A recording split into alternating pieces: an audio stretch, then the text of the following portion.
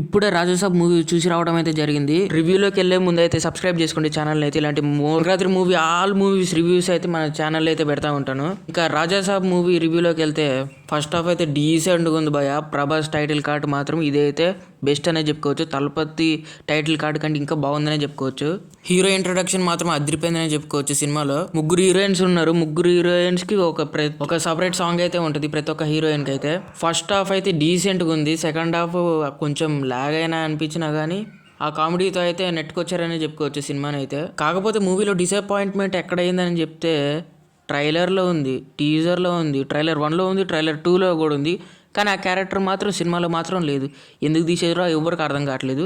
Fans అయితే చాలా disappointment అయ్యారు. ఎందుకంటే ఆ ప్రభాస్ ఆ గెటప్లో ఉంటాడని అందరూ వెళ్ళి చూద్దాం అనుకుంటే ఆ గెటప్ని లేకుండా తీసేశారు. నేనైతే ఇంకా వస్తుంది అని చివరి వరకు చూసిన, అయినా కానీ రాను కూడా రాలేదు.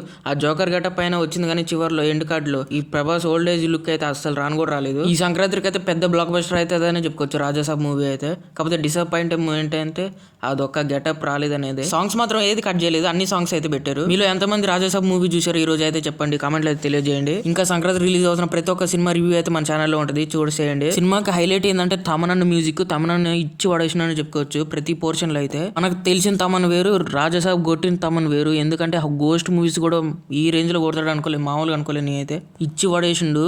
సప్తగిరి ఇంకా వీటీవీ గణేష్ కామెడీ అయితే నైస్ గా ఉంది. ఇంకా ప్రభాస్ అయితే నవ్వించడంతోనే ఉన్నాడు సినిమాలో మొత్తం అయితే. ఇంకెందుకు లేట్ మరి వెళ్ళి బుక్ చేసుకుని సినిమా అయితే చూసేయండి. ఈ సంక్రాంతి ఫుల్ గా హ్యాపీగా చిల్ అవ్వండి. ఈ సంక్రాంతికి అయితే చాలా మూవీస్ ఉన్నాయి. మీరు ఏ సినిమాకి వెళ్తాడో చెప్పండి. సంక్రాంతికి అయితే mass, Maharaj, Raviteja, BMW cinema, Prabhas, Rajasaab, చిరంజీవిది అయితే మన శంకర్ వరప్రసాద్, పోలిశెట్టిది అయితే అనగానికి ఒక రాజు, కార్తికేయన్ పరిస్థితి, తలపతి విజయ్, జననాయగన్, శర్వానంద్, నాడి నాడి నడుమ మురారి.